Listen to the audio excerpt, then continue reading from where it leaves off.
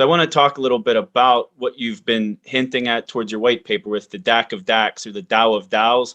And you mentioned shared liquidity, shared incentives with other EOS IO chains, but within EOS itself, it would be shared incentives, shared liquidity between DACs and DAOs. Could you kind of just give an overview of how you envision Eden 2.0? And especially for me, I think it'd be important to share kind of the DeFi aspects of it all, because that's something that EOS has been lacking, is protocol level like rewards and yield that other chains have benefited from. So, we built Eden, and Eden's been a fantastic experiment in democratic governance. And I think a lot of the people that participated in it have really enjoyed the fact that they got to meet other people, they got to hear ideas, they felt heard, and the community genuinely put up quality leaders, right? We've got Gray Mass team represented, we've got Violet Garden, we've got EOS Bees, and Chris Barnes, who's been out there advocating for EOS and governance and all that.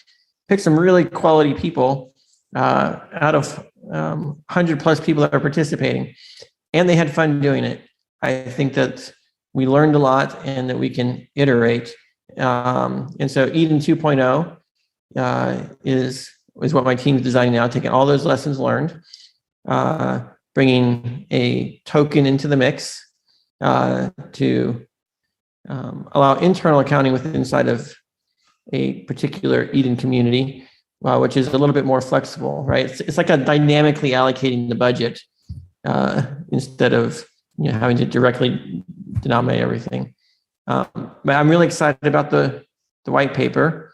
I've been thinking it through, and I've concluded that I want to release a video that explains the entire process, and I'm going to release the video before the white paper because I think the white paper is one of those things that academics want a lot of precision, and they want all the details there, and they're going to reference it for a long time to come. A video is probably more of in line with what everyone actually wants to know, what you're trying to get me to answer in advance here. I think it'd be better served for everyone for me to present it with the proper graphics and diagrams so that people can follow what I'm talking about. But generally speaking, all these different projects, all these different tokens that build on a chain, all these DACs, decentralized autonomous communities, they all have a token and they want to collaborate, and you want liquidity. So I am a big fan of network provided DeFi. That's what some of the motivation behind my changes to the token contract, adding built-in support for bank core liquidity between things, is because I know that if you have a lot of different DACs running on a chain, they all have their own token, they all benefit from having built-in liquidity. They all benefit from being able to transact on a pay a fee basis instead of having to get confused with the resource system on EOS. And if there's that shared infrastructure there, then you can have all these DACs. Now, you can view a DAC, if you view the blockchain like a country, it's a territory. And all these DACs as companies within that territory, you're really creating a democracy of companies, right? Because each of those DACs has an interest in the underlying infrastructure. They're dependent on the underlying infrastructure. If the underlying infrastructure breaks one DAC, that's going to be a problem, right? And so I think each DAC needs to have a representative, and that representative comes up, and that protocol level decisions are made by the representatives from all the DACs, rather than all the people individually like advocating for protocol level changes. So it's the democracy of democracies. Each DAC is democratic. The network as a whole is a democracy of those DACs. Each DAC gets one vote, rather than the DAC with the most users getting all the votes and all the other DACs get nothing. It's really about a way of, if a community is going to build on a particular protocol, they want to be represented and have some stake in the underlying things. If you're going to move to a country and you're going to build a business and buy a house, you're going to want to know that you're represented in that country, and they're not going to just change the rules and invalidate your business and regulate you out of existence. And that's what every DAC has. So when I say DAC of DACs or DAO DAOs or democracy of democracies, that's what I'm saying. It's like saying the United States is a democracy of states. Each state gets one vote. Within each state, it's a democracy of counties. And within each county, it's a democracy of towns. And with each town, it's a democracy of people. Right? That's a fractal approach to governance. Keeps decisions made as local as possible. You build consensus, you bubble it up, and then that whole community expresses the consensus to the next level up, and so on and so forth. This is the direction I'm taking, and I'm really, really excited about Eden 2.0. I'm really, really excited about our new branding that I'm just itching to release, but I want to make sure it's perfect before it comes out. I guess you guys on the call know what it is, but a lot of good things are coming, and I think that it has potential to revolutionize how people build decentralized autonomous communities, self-funding, self-motivating, self-growing communities. And if that works how I think it's going to work, then you're going to have all kinds of people that come to EOS for the very first time. They're inviting people to EOS. The account creation problem is going to be so transparent that people aren't even thinking about it anymore. And it's just going to be an incredibly usable experience. It's going to cause a lot of communities to have tokens that are going to go up in value.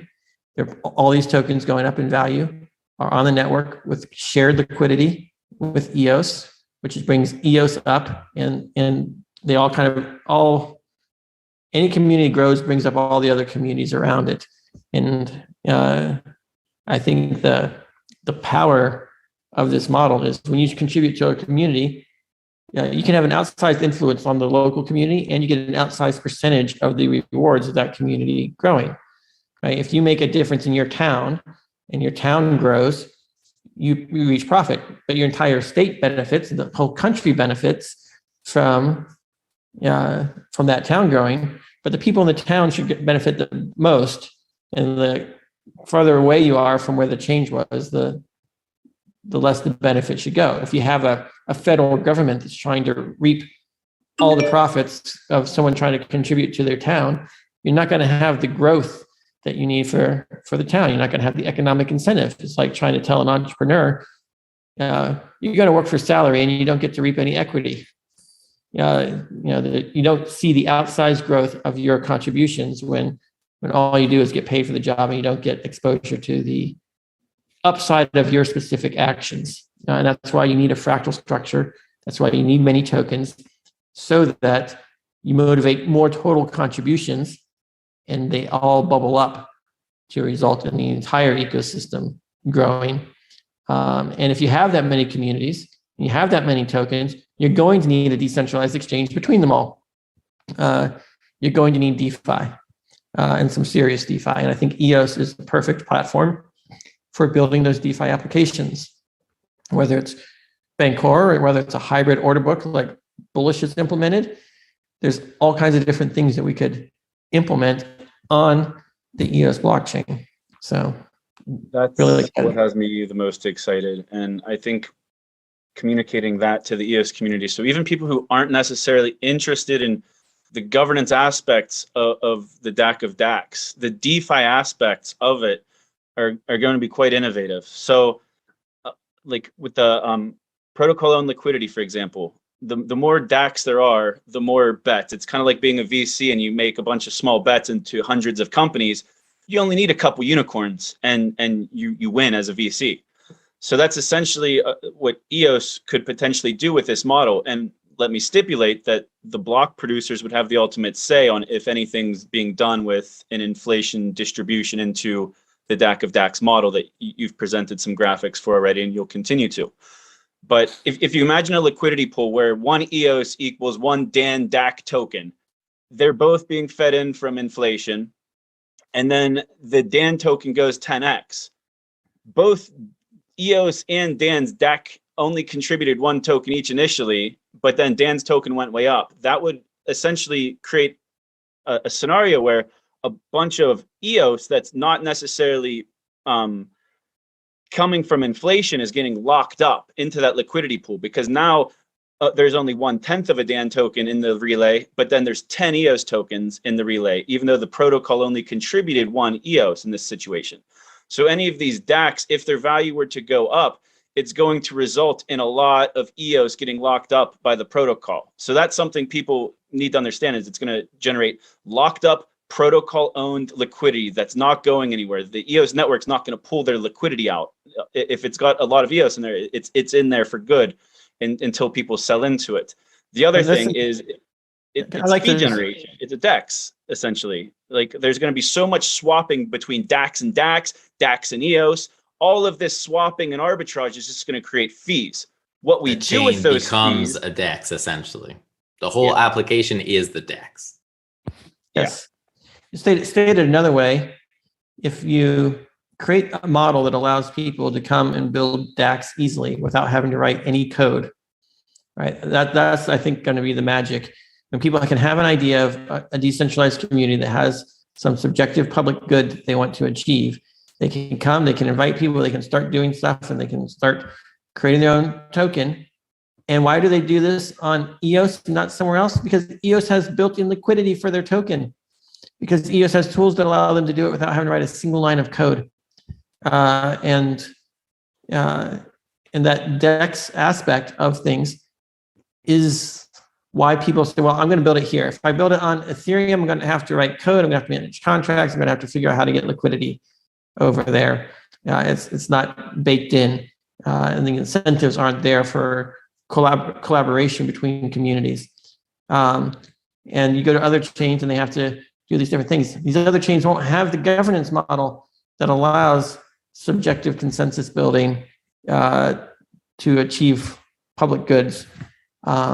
And so by creating those tools, it's like an exchange subsidizing, or an exchange starting up that's helping people create startups that are going to list on the exchange. And then you don't need anyone else because you've created all the startups, and all those startups have people that are motivated to see them grow. And you don't care which one of those startups is successful. Some of them will be, and some of them will fail. But all the energy is highly focused on the founders of all those different DACs and those communities, and all those incentives are for growth. And all that entrepreneurial spirit can flow in. And then the EOS liquidity DEX between it all is just going to be the ideal place to start your community. And I think that's the future I see with Eden 2.0, is making it really easy to bootstrap communities, making it super incentivizing people to invite people to the communities, and reducing barriers to entry to join. So unlike Eden 1.0, there's going to be no membership fees. There's going to be no induction ceremony, and things like that. And it's going to be super streamlined. So lots of lessons learned. I'm really excited about releasing more information about it in the coming week. Now, from ENF side of things, Dan's got an idea. Dan's got an application that he just described to you. That may, in theory, work, but it may not work in reality. The ENF is hedging the bets, right? So it's supportive of that vision. The ENF likes that vision, but it's going to take a while. It's going to take time. Even if tomorrow that was live, there's not necessarily demand for that product tomorrow. In the meantime, the ENF doesn't stop doing what it is doing. And so, for example, we talked about DeFi, we talked about yield. The ENF just, I guess, dropped some alpha yesterday that it's also exploring a yield plus that group is forming. So in the meantime, this is an application that the network is willing to support, but there are other applications or other use cases that the network is currently supporting and will continue to support that it doesn't even know that it's going to support because they're not there yet. All of this can happen at the same time. The network, see, maybe now people are starting to see the difference between the ENF and Dan, and how one works for all token holders. The other one is trying to build an application that will be leveraged ideally from all token holders and wants to have something that essentially, kind of that analogy of changing the engine while the plane is flying, that at some point there would be a transition for that to happen on EOS instead of going to do another ICO. In the meantime, though, we're not there yet, so we need to continue placing other bets, doing other things, mitigating our risks, hedging on Dan's idea, Dan in a way is also hedging on EOS, hedging on the ENF ideas, and everybody's hedging on each other. And what Dan mentioned with the DAO of DAOs, or the communities that are formed, also goes back to, why would somebody work on something that you want them to work on? Within Eden 2.0, each community would be able to work on what they believe adds value and what they're passionate about. And if the market determines that that has value, that rises. If the market determines that that doesn't have value, that doesn't rise. But because you're placing so many bets, again, going back on the idea that one of them may hit, and if that one hits, these are tried and tested methods, the more bets you place, if you mitigate risk, right? So it's not just willy-nilly again. If you have a good system in place, the more bets you place, the higher the likelihood of having one hit that rises everybody else. And that's how you upgrade. And if you create a system that's able to do this efficiently and rapidly, then your upgrades end up happening way more frequently than they would have if you're just spending the time waiting around for one thing. So going back to Dan's working on something, I agree with that vision. I think that's an awesome vision. I think that there's future in that, but it will take time. And the ENF also wants to hedge that may not work as planned, just like Eden 1.0. Certain things work, learn. All right, there might be an Eden 3.0. Continue iterating. That can happen while other things are happening as well. They're not mutually exclusive. And that's why I think Dan and I share a common vision, while also maybe not agreeing on the near-term approach or the medium-term approach, but the idea is the North Star is still there. We're still heading towards that idea. How we get to it, we're taking multiple different paths at once to see which one will get there faster, essentially. Yeah, I would like to take an opportunity to clear up some misconceptions that I've seen in the community about Eden 1.0. I've been talking about Eden 2.0.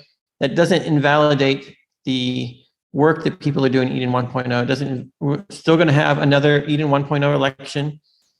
I assume that there's still going to be funding from the ENF, because it's still electing leaders, and those leaders have funds, and they are each pursuing their own visions, whether it's the bees or Anchor Wallet or whatnot. So it is successfully funding infrastructure on EOS as it is, and it can continue to operate while we're building the 2.0. Just for some general timelines, I would expect that the 2.0 will be armed and fully operational by the end of the year, but it's a big effort. It's bigger than Eden 1.0 in terms of what we're attempting to achieve. And a lot of what we're attempting to achieve is building on top of some of the proposals I put out in blog posts this week, right? The proposals for tokens and symbol auctions. Yeah, I want to create lots of communities. I want these communities to be able to create tokens. And I want them to be able to do so without having to deploy contracts and all these.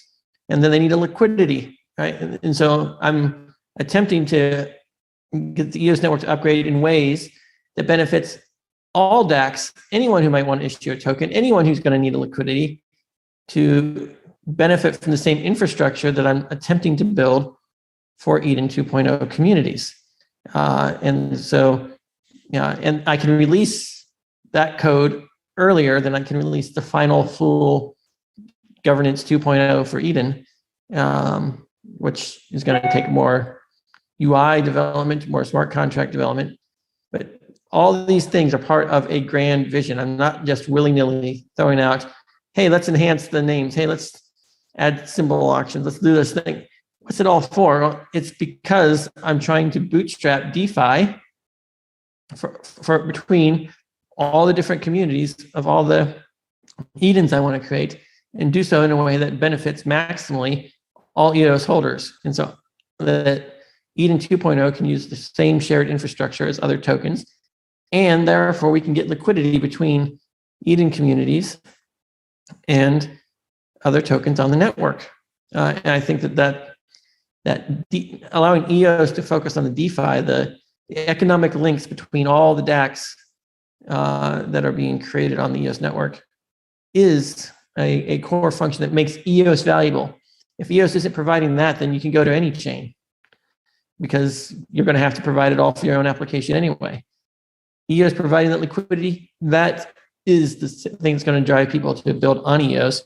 instead of build someplace else.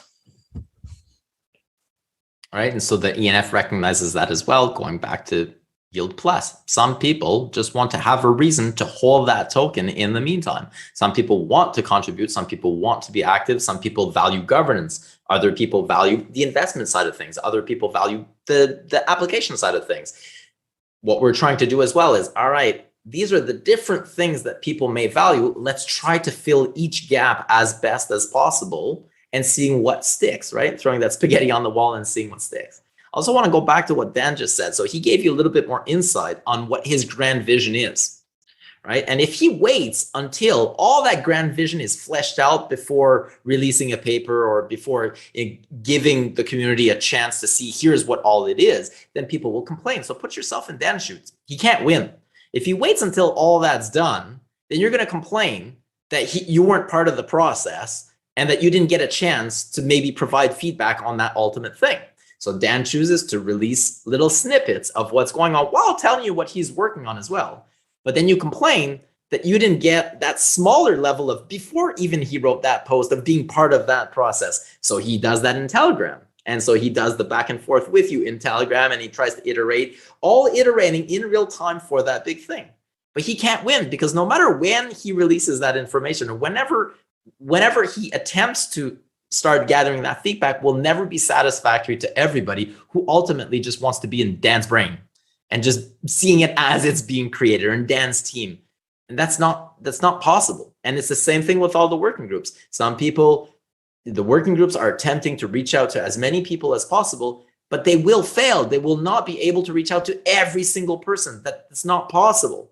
And so even when they release their blue papers, I know that they're going to get the same flack that in some cases they're giving to Dan, of saying, why, hey, I wasn't in that working group. I didn't get a chance to submit feedback and such. And so is it fait accompli that your blue paper is what's going to happen? No, at some point, it's good enough to be able to present, to start gathering feedback. And that loop is continuous. It's continual. So Dan's got a vision right now that he says is going to take a few years maybe to attain the final of everything's now in place, if it even works that way. In the meantime, it's going to be a continuous iterative process. That is the process. That is what I guess I believe is a good way forward. And I would imagine that Dan also agrees that is also a good way forward. But we can never win, because whenever we release that information, is never going to be good enough. Whoever's included in that will never be good enough. It never ends. I would say the flip side to what you just said is that there have been other criticisms. You're suggesting these things, but we don't understand your grand vision. Give us the grand vision. That's what I'm trying to do.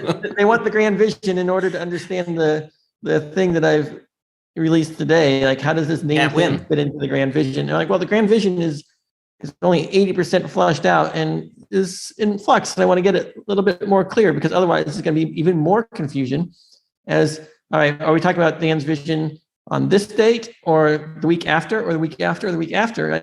I got to wait until the rate of change slows down so that people are not confused and they're talking past each other. They're like, well, some people read the first paper and some people read the second, some people read the third. And now they're all confused talking to each other, because they're like, not everyone follows everything all the time, and they can't. And I think there's another thing that everyone who's following along needs to be aware of, because it's not necessarily even obvious, but the squeaky wheel is not the majority. The people complaining are representative of the masses. There could be sometimes they are, but by default they're not. But sometimes they are, but by default it doesn't mean they are. I'm saying it's not correlation causation. Correct. Right. People speak up when they see something they don't like more often than they speak up when they see something they do like. Oh, great. Dan's doing what I want. I don't need to say anything. I'll just sit back and be happy. Oh, Dan's doing something I don't like. I'm going to, yell and scream. And if you just allow that to bias your impression of what the actual consensus is, then you want to. That's why we need processes like Eden, where you're randomly grouped with people and you can talk about things. And you can actually see what people think, instead of what the 5 loudest people in the room who won't shut up about whatever it is that's upsetting them are complaining about. So I'm just pointing out that by being aware of that, if you see something you like, speak up. We need more people to say, yes, I like that direction, to balance out the perception of all the squeaky wheels that are going to say, oh, I don't like that direction. And then the community can actually get a better sense of things. And we have more positive experience. Because if all people see is the dissent, all right, Dan's got this opinion, Syed's got this opinion, Aaron's got this opinion, Eve's got this opinion. If they just see that and they don't see all the, hey, actually, you know, there's a lot of good stuff here, then that's actually toxic to the community as well. So you can contribute to the community, you can contribute to the success of EOS by voicing the things you like. Let's try to be a culture of saying, yes, that's great. That would make things awesome if we had that. I like that you're exploring that idea instead of just the complaining side of things. And remember that the complainers are often, but not always, a loud minority. Well, there's also the other side of the coin as well, where there's some people that no matter what you say, it's the best thing since sliced bread, right? And so it's also filtering, and that's the role of the ENF as well. What actually has value and what actually has a reasoning behind that value, what actually has criticism, and what are those valid criticisms, and what's kind of at the extreme that anything that Dan says or anything the ENF says is amazing, anything that Dan says is garbage, anything the ENF says is garbage. There's somewhere in between. And that's basically the filter and the process that needs to occur, the line that we talked about earlier. That's a never ending thing. Getting better at that and being in this position to even be able to be in that position is something that we now have to deal with because we've never had to deal with before. I will say that because the ENF exists, because it's been funding improvements, because I feel like my voice is heard, I feel like I can build on EOS. And I'm sure other people feel like they can build on EOS now because of the work the ENF is doing. Prior to the ENF existing, my experience was, well, I have some ideas, but there's no way in the world the blockchain would ever adopt them because I can't corral all the block producers and get the consensus and make these things happen. So that feeling of helplessness is what causes people to abandon projects. And I want to be here and I want to make a difference. And I think I have a lot of value I can contribute. And I think there's a lot of people that want me to contribute that value. And so where EOS is today compared to where it was a year ago, I am a whole lot more hopeful that the ship can be steered in a positive direction in a timely manner. And that is very, very bright. One of the challenges with the NF on that is how, and going back on basically how we got here from my point of view, looking at Dan's experience and Dan's other projects. From my point of view, Dan in BitShares was not able to get funded by the network. And so he leaves and does a second project, a second ICO. And then within that project, then there's the disagreement with the network itself, as well as then the entity itself. And so he leaves, creates another one. We have the same thing in EOS where he leaves block one, but it's the first time that the network maybe has the potential to fund Dan's ideas or to work with Dan, that possibly exists so that he doesn't go elsewhere. It is the first time that we're in that position to maybe able to do that so that Dan can now build on EOS, eat his own dog food, no longer being chained by the corporate entity that created that product in the first place. So one of the things that I told Dan early is, and this is a continuous challenge every time Dan writes a post because I just get so many messages in the background. But how can I essentially enable Dan to be autonomous and to be able to be Dan? Because I think there's somewhat of a consensus that when Dan is able to be autonomous is when Dan shines. When Dan is able to work on what he's passionate about, that's when we see a massive inflow of community members. That's when we see value being created. Right? It does not stop other people from also doing the same thing, but we're here in part because of Dan. We're in EOS because he created EOS. So how can we recreate that? So let Dan be autonomous however, by having accountability because the network is funding in part Dan. So one of the ways that we decide to do that is that Dan proposes something, and if he if he completes that, and if the network agrees to it, they potentially refund him or they pay him back for that, right? So he does the work beforehand. Now, that doesn't mean that anything that he does and everything that he does gets funded by the network. And so I would imagine that Dan also wants to be autonomous at some point, where it's no longer the chain itself funding him, but that he's incentivized to build on that product. So, and the ENF is juggling all of that. While how can we enable Dan, support Dan, surround Dan? Because there is something there. There's clearly something there. But then how do we also ensure that that doesn't impede on others from also being amplified, leveraged, supported, and essentially surrounded and helped, so that they can also do the same thing?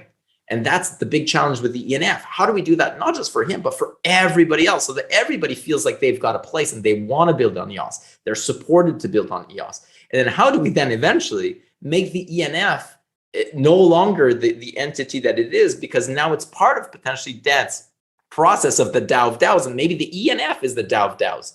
Because this doesn't make sense for me to be benevolent forever, in the sense that if I'm no longer there tomorrow, if I get hit by a car tomorrow, all this crumbles. So we need to figure out a way so that that is no longer the case in the future. Again, that's where Dan and I agree on the vision of, let's work towards something so that I essentially can replace myself. Because if not, it's not sustainable. If not, we're going to hit a wall at some point. It makes no sense. But we're in a special situation where it does make sense right now. How do we improve it going forward?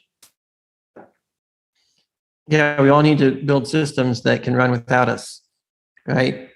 I'm super proud that the BitShares community, that the Steam community, that the Hive community, and now the EOS community is able to operate and advance independently. They're self-sustaining organisms, and I made sure that BitShares had a funding mechanism to make that happen.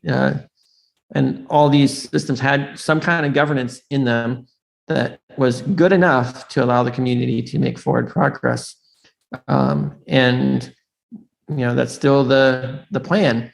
The way I'm starting to think about leadership and governance is strong communities need a leader, and people follow the leader, but the leader cannot have political power.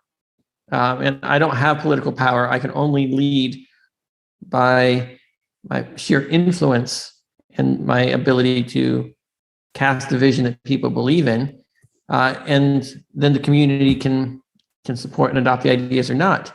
But it's that check and balance between a leader and a political process that protects against, like, let's say I go rogue, right? Then, all right, I'm out because I went completely rogue.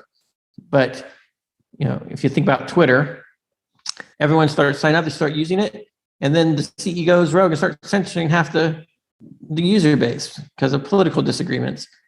That Twitter required a strong leader to come into being, but the people didn't retain the political power to say, no, you're censoring, get ready, because political control and leadership were tied and married together.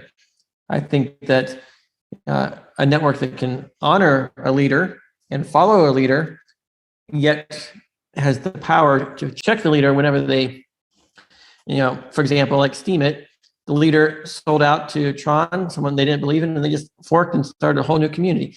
They had the power to put a check on the leadership and maintain the community. And the same thing can apply here. I think it's a very powerful concept of, you got political power, which needs to represent the will and consensus of the people. And then you've got leadership that's leading them. And if you have political power without a leader, it's chaos, right? Because no one knows who to follow. You're going to elect someone and there's no vision. But when you have a leader and a political process that kind of backs and provides that check, now you've got, I think, the best of both worlds. So I'm attempting to do the best I can to cast a vision that will see EOS grow, see EOS thrive, make EOS usable, and that's what I'm trying to do. And hopefully I am successful at casting that vision, and enough people that control the political power within the ecosystem will support the vision. And I think that that's a beautiful symbiotic relationship between I guess, E&F, which I kind of view as, I guess, the political power of the network right now, the blog producers backing E&F and so forth. And then I'm the soft leadership of the community. And the two have to come into alignment for success. And I think sums up from my perspective, the relationship between us is a check and balance. And that check and balance exists between the ENF and the other working groups within the other teams working as well. It's replicated throughout, right? So that's also a fractal, essentially. Yep. So we really want to thank you guys for organizing this call, and I think we've covered a lot of ground. Yeah, like 2 hours in almost.